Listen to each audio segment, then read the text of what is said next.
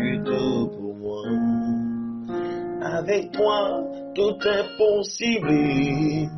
Ton L'éternel est vivant, ton âme est vivante, je ne te quitterai point. Les fils des prophètes qui étaient à Bethel sortis vers Élysée. Qui est sorti vers Élysée? Dis à ton voisin, ton plus grand ennemi dans le ministère, quand tu veux être loyal, c'est les fils des prophètes.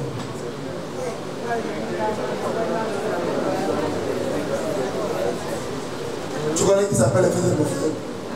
C'est les gens qui ont mis la poubelle pour faire des vignes, la mort d'autres pères. Voilà tes plus grands ennemis du ministère. Voilà tes plus grands ennemis de la grâce. Voilà tes plus grands ennemis du ministère. Donc il a 50 Dadi. Si je lui dis va à gauche, Dadi dit non, tu vas à droite. Il part d'abord à droite. Il fallait rester avec Dadi dit non, tu as embrouillé. Combien avancé? Tu es sûr que tu vas supporter? Tu es sûr que tu vas supporter le message ici?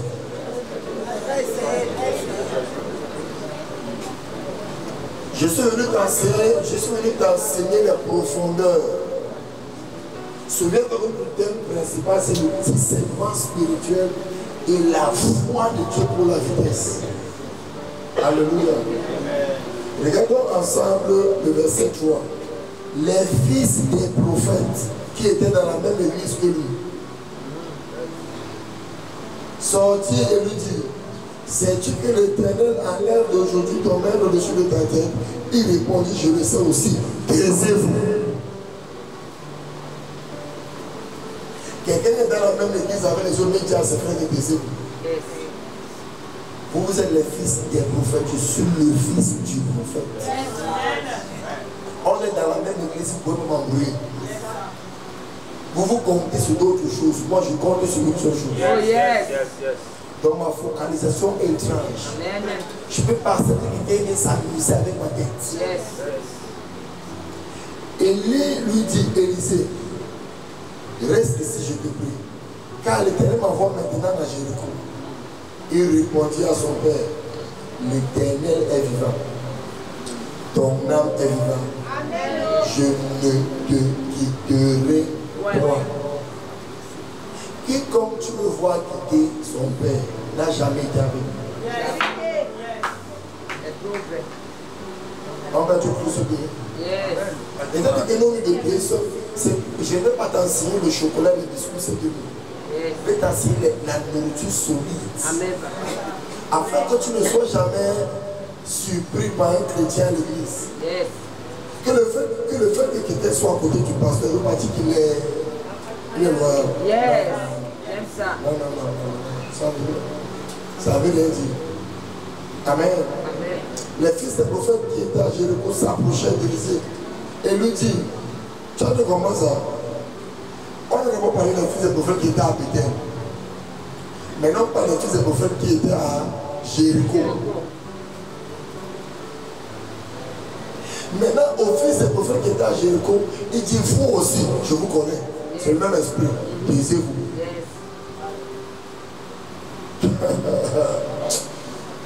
Et lui dit: reste ici, verset 6. L'Éternel m'envoie maintenant au Juda. L'Éternel, il répondit: l'Éternel est vivant. Papa, tu n'as pas compris. Et ton âme est vivante, tu ne comprends pas quoi. J'ai dit que je ne te quitterai point.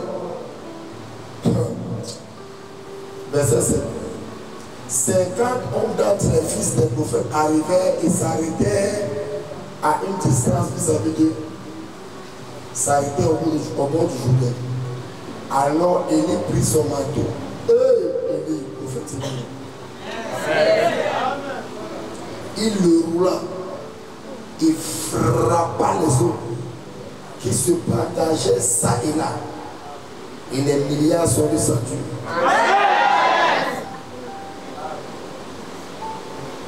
Si tu n'as pas compris, reviens demain. Si tu es ici, tu as ma pauvreté, tu seras mal à l'aise avec moi. Je te promets, c'est une promesse. Si tu as ma pauvreté, je te promets de te mettre mal à l'aise. C'est une promesse. Tu vas faire une chose ici. Alors, le prophète devait pris son manteau et frappa les eaux. Et quelqu'un est devenu milliardaire.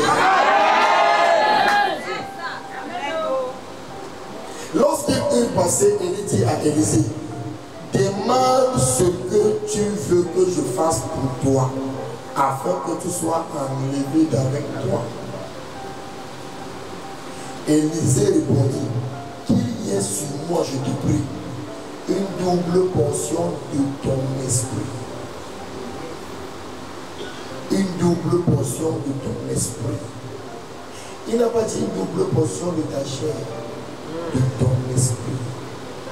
En d'autres termes, quand je te regarde, je ne vois que ton esprit. Les autres voient la chair, mais moi je vois l'esprit. Je suis focalisé sur l'esprit. Je suis focalisé sur la manifestation de Dieu au travers de ta vie. Je suis focalisé sur la manière dont tu aimes Dieu, la manière dont tu loues Dieu, la manière dont tu sais Dieu. C'est ce qui m'intéresse. Le reste ne m'intéresse pas. Où tu habites, ça ne m'intéresse pas. Ce que tu manges, ça ne m'intéresse pas. Ce que tu portes, ça ne m'intéresse pas. Quelqu'un qui va me comprendre. Tu as ce que tu as supporté. Tu as ce que tu as supporté. Une double portion de ton esprit. Beaucoup cherchent la double portion de la chair. Ce qui est étonnant et qui m'a brisé dans ce passage, c'est un peu comme je te demande que entre l'huile d'onction et la brado qu'on a dehors, je te dis, et tu dis pas, je veux l'huile. Là, c'est Élisée.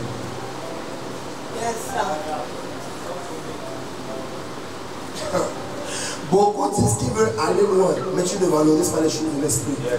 Je sais qu'avec ces questions de temps, tu seras bloqué. Si ton voisin dort, tu le réveilles, toi, c'est le devant de ton grand-père qui te poursuit. Il faut dire que les gens qui dorment pendant qu'on enseigne, c'est les gens qui sont soit possédés, soit la pauvreté les poursuit, soit les hôtels de leur village sont déterminés à les avertir. Quand on adore et quand on enseigne, dès que tu dors, tu as attaqué.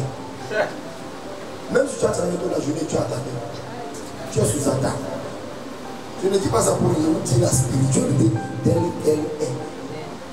Même quand tu as travaillé toute la journée, dès que tu sens que tu as sauvé pendant qu'on enseigne, les gars sont derrière toi. C'est de la danse, c'est que tu es dit.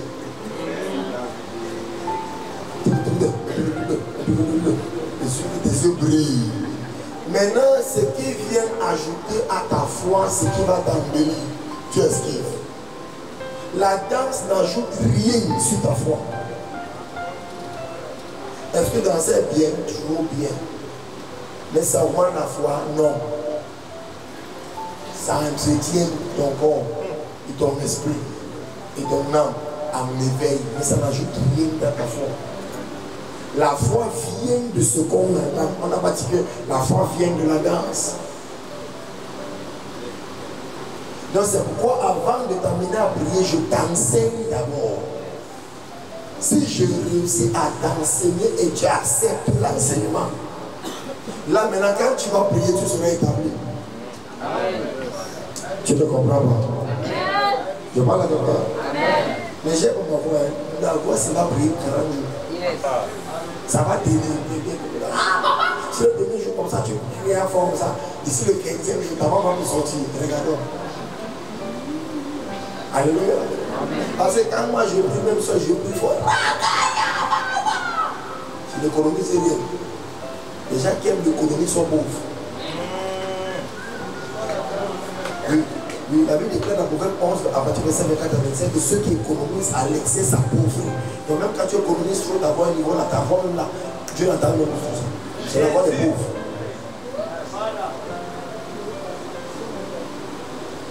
On dit prie contre les ennemis. Seigneur, frappe-les. Frappe-les. Frappe-les. Tu économises ta voix. C'est pourquoi les gars sont derrière toi, ils ne lâchent pas. Et quand tu dis tu n'as pas économisé. Quand tu va massacrer nos ennemis de ta main. On va prier. Laisse tout, je t'entretiens souvent tous les trucs. Le thème alors que je t'entretiens, j'arrive, on va payer. Tout est truc que tu t'assois, tu es jeune, on va retirer la chaise. On classe ça, on coupe toutes les chaises. On va les classer le nom. Prière. Dors. On va retirer les chaises, dors, je vois. Regarde, tu ne sais pas où tu es venu, tu vas fuir. Mais tu vas fuir. Si tu es venu que tu aimes le sommeil, si tu vas fuir. On risque de rester 10 à la fin du programme. Je parle à quelqu'un. Dis à ton voisin, you will pray and overpray.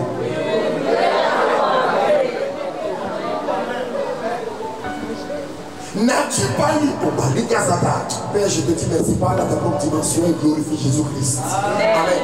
N'as-tu pas remarqué que Élie faisait tout pour décourager Élisée? Donc pour moi, retirer la chaise là, c'est peut-être décourager à revenir prier. Papa, comment on peut venir prier, on nous retire les chaises? Il y a les chaises à la musulmane. Donc si tu étais musulman, c'est que tu ne sais pas dire.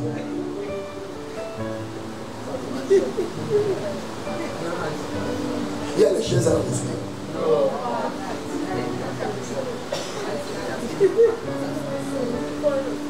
Est-ce que tu sais que tu ne t'es jamais posé les bonnes questions quand tu viens à l'église? Si on transforme tous les chrétiens sans musulmans, beaucoup vont perdre leur foi. Comment je quitte la chaise qui a la mousse au tapis? Et les musiques qui n'ont pas le tapis. C'est le sol, le ciment. Mais les gars pondent le front, à passe, ton front devient noir. Et tu sais un Dieu. Quand tu es là, tu économises des rênes, tu économises tes genoux, tu économises tes mains, tape les mains. Au nom de Jésus, au nom de Jésus, au nom de Jésus. Je vais te délivrer au nom de Jésus. Je parle à quelqu'un. Dis à ton voisin, on ne forme pas les pigeons, ici on forme les aigles. Maintenant, rentrons dans notre message sur la loyauté. Regarde le discernement spirituel. Beaucoup de gens que tu vois, ils ne parlent pas de leur pasteur, c'est les faux chrétiens.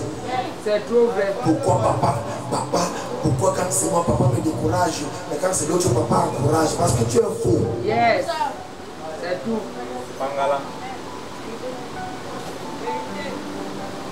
Quand ton père peut t'aider à composer et il refuse de t'aider, c'est lui qui t'aime.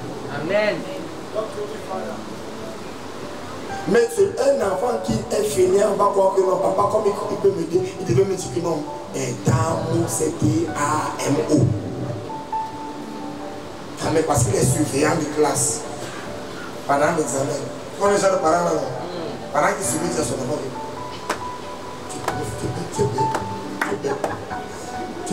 mais je suis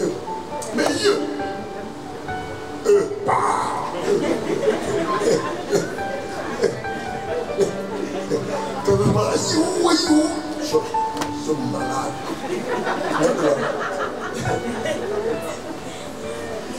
Quelqu'un dit amen.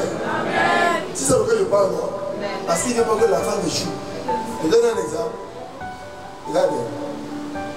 Beaucoup de parents, quand tu vois l'enfant échoue, on lui fait passer. C'est des feignants. Laisse que ton enfant apprenne la douleur de l'échec. Yes, yes, yes, yes, yes.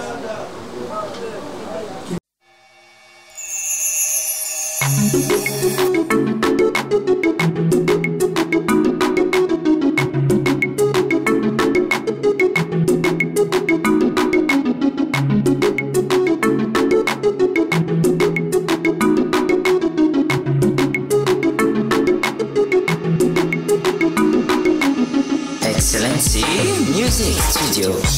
Je voudrais te dire mon frère, viens à Jésus, il t'a sauvé.